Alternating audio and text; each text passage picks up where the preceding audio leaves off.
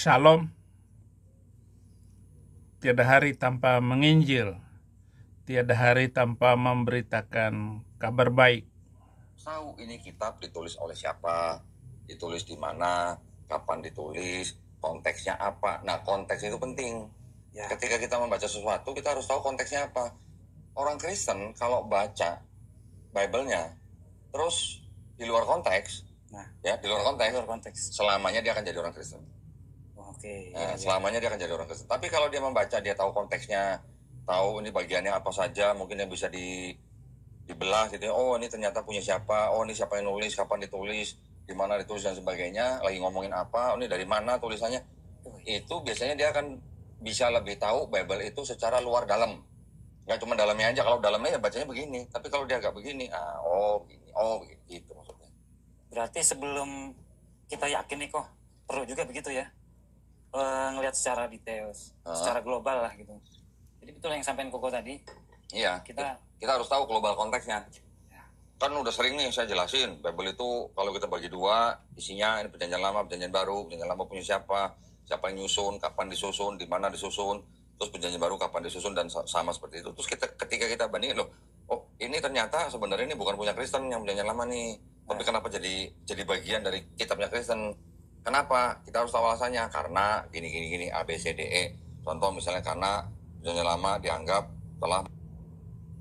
Ya, apakah kamu tahu Al-Quran itu apa? Siapa yang menyusun surat sapi betina? Siapa yang menulis? Sebut, apa konteksnya? Latar belakangnya apa? Karena kamu belum tahu, dan 95% Muslim Indonesia tidak paham sama sekali tentang Quran. Jangankan Quran, bacaan sholat aja nggak ngerti artinya apa, dihafal doang, nggak mengerti isinya dan menyembah apa. Mana ada kalimat nabimu yang mengatakan barang siapa yang bisa mencium batu hitam itu diampuni segala dosanya, hanya mencium batu hitam. Kamu sendiri nggak tahu itu Quranmu. Kamu hanya membahas Alkitab kami untuk mencari cuan, untuk mempengaruhi orang-orang yang sudah hidup di dalam kebenaran. Apakah kamu tidak tahu dan tidak pernah membaca Alkitab bahwa tidak pernah ada nabi dari Arab, seluruh nabi dari Bani Israel? Apakah kamu tidak pernah membaca nabi mana yang menyuruh mencium batu hitam dan mutar-mutar batu hitam 7 kali? Nabi siapa yang menyuruh untuk ajaran seperti itu? Tidak pernah ada nabi dari Arab, semua nabi dari Bani Israel. Itu yang dikatakan Alkitab. Karena ketidakpahaman kamu seperti itu, lalu kamu mengorek-ngorek dan melakukan perbandingan nisbi, perbandingan kosong, perbandingan yang tidak sampai kepada tahap kebenaran. Isi Al-Quran dengan isi Alkitab jauh langit dan bumi. Al-Quran terlalu banyak kriminalnya. Bahkan kamu tidak bisa membaca bagaimana surat pengusiran, surat Al-Hasyr. Orang-orang Yahudi dan orang-orang Kristen dibantai habis sama Nabi. 5.000 orang dihabisin sama Nabi itu. Adakah Yesus melakukan hal seperti yang dilakukan oleh Nabi Arab? Yang tidak damai dan tidak melakukan ajaran toleransi dan damai. Kenapa kamu tidak bisa melihat kasus-kasus yang dari tahun ke tahun orang Kristen tidak bisa ibadah dengan tenang, bahkan harus dijaga oleh polisi? Kenapa begitu? Apakah kamu tidak menalar? Pasti itu karena kitab suci. Pasti itu perintah Nabi. Pasti ajarannya. Apa yang dikatakan oleh Al-Quran? Yang saya katakan itu 300.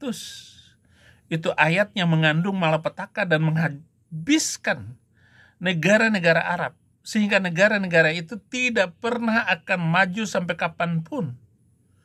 Mereka tidak pernah berkeinginan untuk memajukan negaranya. Memikirkan bagaimana membangun, bagaimana melakukan inovasi-inovasi dalam ilmu pengetahuan. Untuk memperbaiki zaman dan kehidupan umat manusia lebih baik. Kecuali merobohkan negara, ingin berkuasa padahal tidak mampu.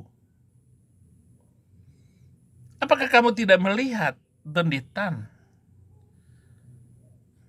Salah satu contoh, Matius 5 ayat 44, kasihilah musuhmu dan berdoalah bagi orang yang menganiaya kamu.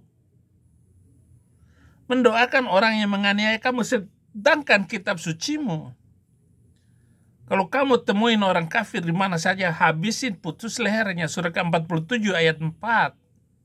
Surat kedua ayat 191, 216, dan seterusnya, dan seterusnya. Surat Al-Anfal ayat 12.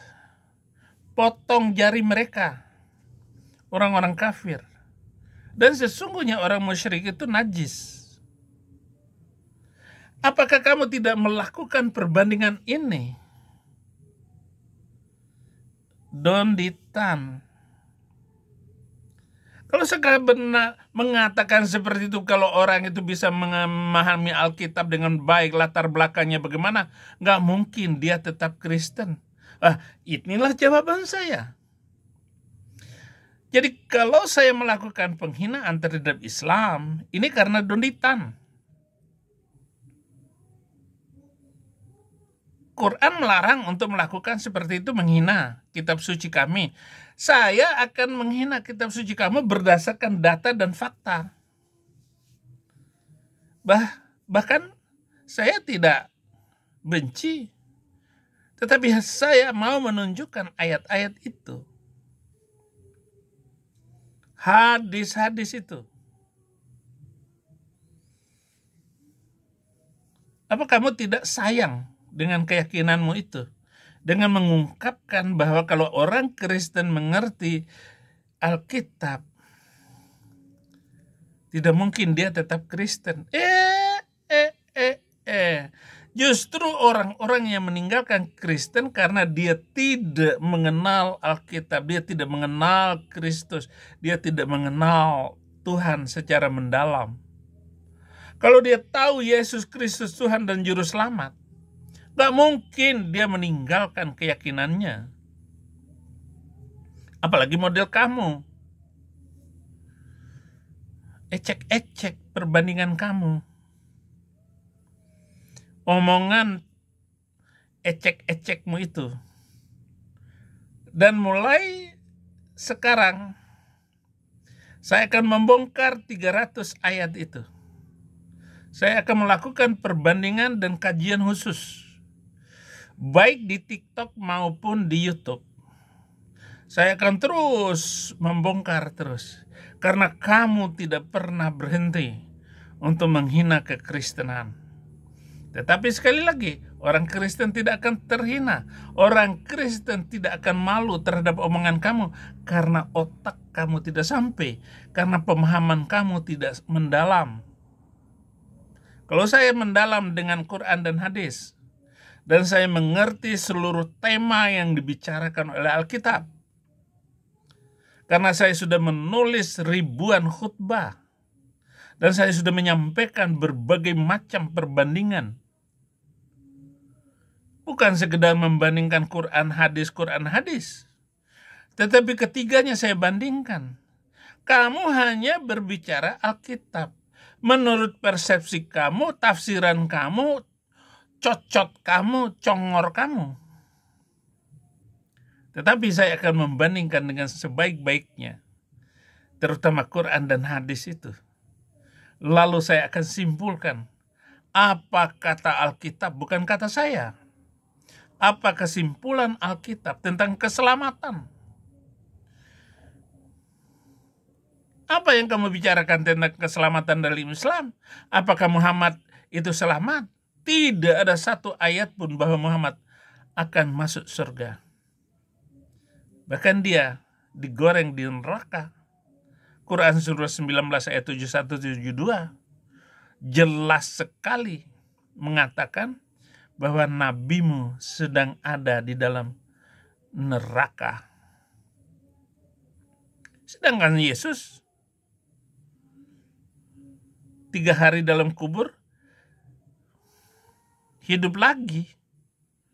Nabimu 3 hari ngek,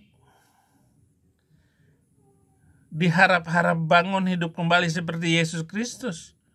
Bahkan Umar bin Khattab menghunus pedangnya. Barang siapa yang mengatakan Muhammad ngek, aku bikin ngek dengan pedangku ini.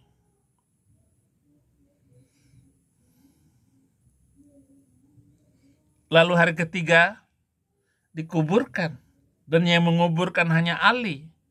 Sahabat-sahabat yang lain ribut,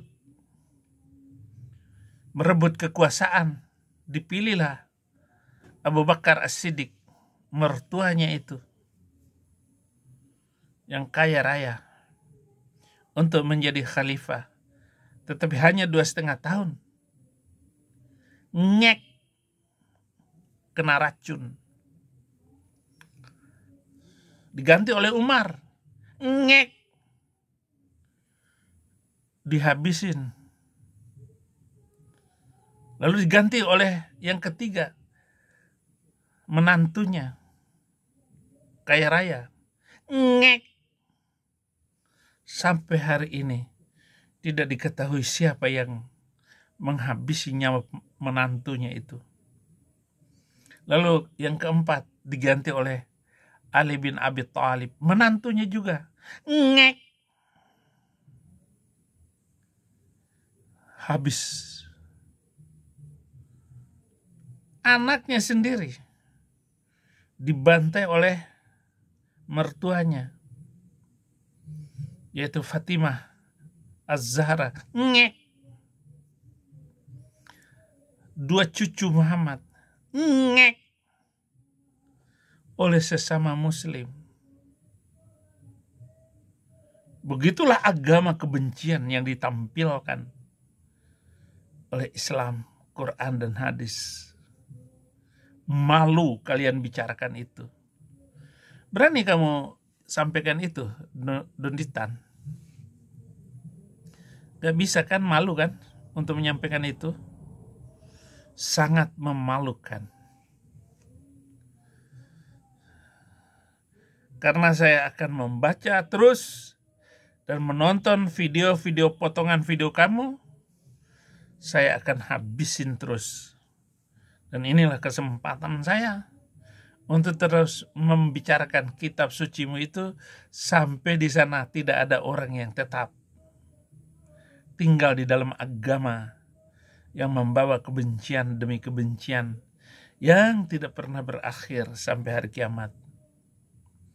Lihat dong negara-negara Islam yang tidak pernah bersatu, tidak pernah damai antara satu dengan yang lain. Dan sekarang lihat permusuhan di seluruh dunia, bahwa orang Islam tidak bisa dijadikan teladan, bahkan untuk hidup layak menjadi sesama manusia saja. Muslim tidak mampu hidup bersama. Gak ada nilai toleransi di sana. Terima kasih. Tuhan Yesus memberkati.